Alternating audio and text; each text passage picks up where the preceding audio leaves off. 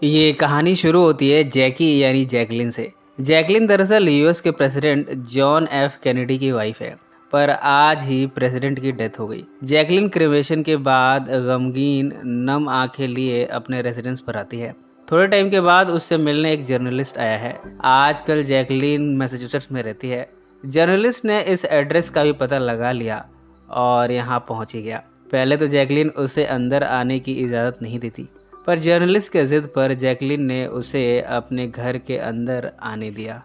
Journalist Jacqueline के husband की legacy के बारे में जानना चाहता है। Journalist president John F Kennedy के असैसिनेशन के बारे में तरह तरह के सवाल करता है और इस मौत के बाद जैकलिन और उसकी फैमिली पर क्या फ़र्क पड़ा है, इसके बारे में पूछताछ करता है। फ्लैशबैक में हमें जैकलिन को वाइट हाउस में दिखाया जाता है। ये सीन 1962 का है, जब जैकी वाइट हाउस में टूर कर रही थी। जैकी को उस वक्त पियानो का बड़ा शौक था। पियानो देखकर वो खुश हो जाया करती थी। उसने एक डॉक्यूमेंट्री भी बनाई थी जिसमें वो वाइट हाउस के कुछ एरियाज़ को वॉक करते हुए दिखा रही थी। उसने यहाँ फंक्शन भी अटेंड किया था।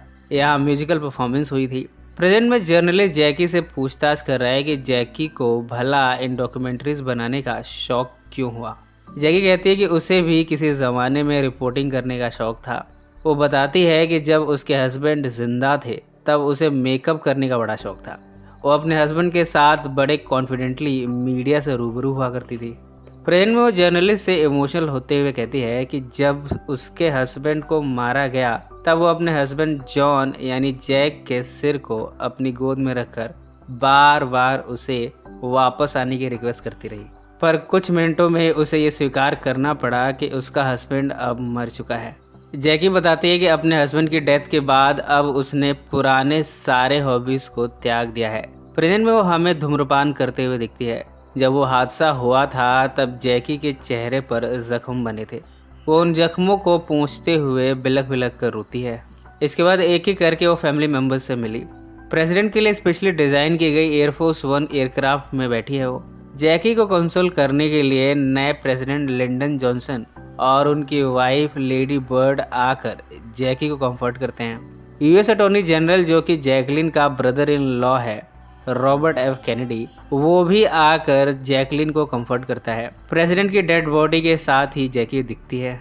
जब जॉन एफ कैनेडी को असैसिनेट किया गया था तब खून के धब्बे जैकी के कपड़ों पर भी पड़े थे और कुछ दाग उसके चेहरे पर भी लगे थे। जैकी को हम देखते हैं कि किस तरह वो उन धब्बों को साफ कर रही है। जैकी बताती है कि किस तरह उसे इस हादसे के बाद वॉशिंगटन डीसी भेजा गया। इसके बाद जैकी हमें अपने बच्चों से मिलते हुए दिखती है। वो अपने डॉटर और सन को कंसोल करते हुए बताती है कि अब उनके फादर उनसे बात नहीं करेंगे। अब वो हमेशा के लिए दुनिया छोड़कर जा चुके हैं। यहाँ काफ़ी इमोशनल सीन होता है। इसके बाद जैकी ग्रेवयार्ड पर पहुँची है।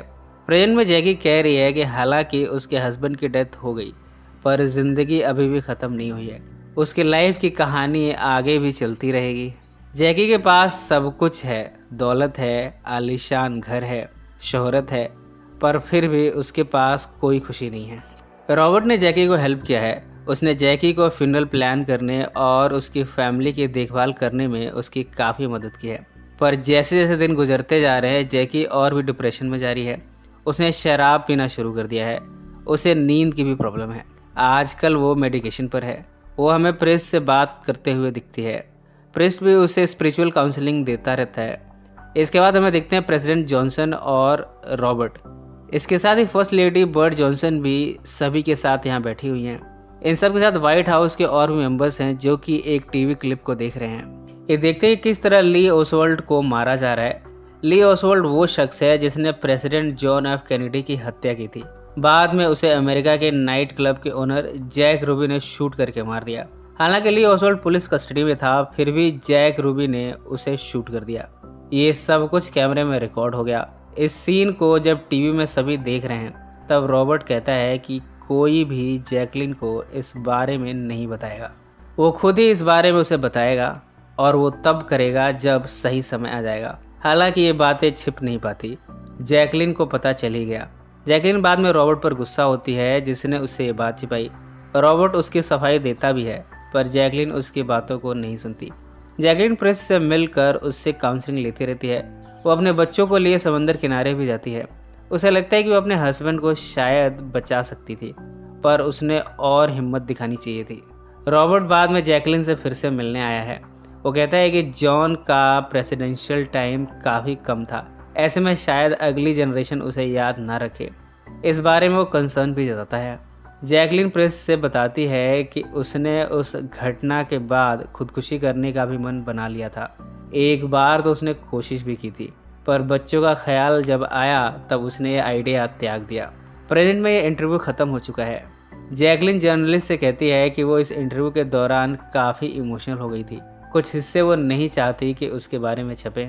जैकलिन कहती है कि उसका ये हक है कि जो पार्ट वो चाहे वही पार्ट इंटरव्यू का छप सकता है। जर्नलिस्ट भी यहाँ उसकी बात को मान जाता है। फिल्म के एंड में हमें एक बात और पता चलती है कि प्रेसिडेंट के असैसिनेशन के दौरान ही जैकलिन का मिसकैरेज हो गया था और उसके स्टिल बर्न चाइल्ड को भी प्रेसिडेंट के बगल में दफनाया गया था। एंड में जैकलिन एक स्टोर के आगे से गुजरती है। उसकी नज़र कुछ ड्रेसेस पर जाती है, पर अब ये सब उसके किसी काम के नहीं। इसी के साथ ही फिल्म समाप्त हो जाती है। सो फ्रेंड्स, फिर मिलेंगे।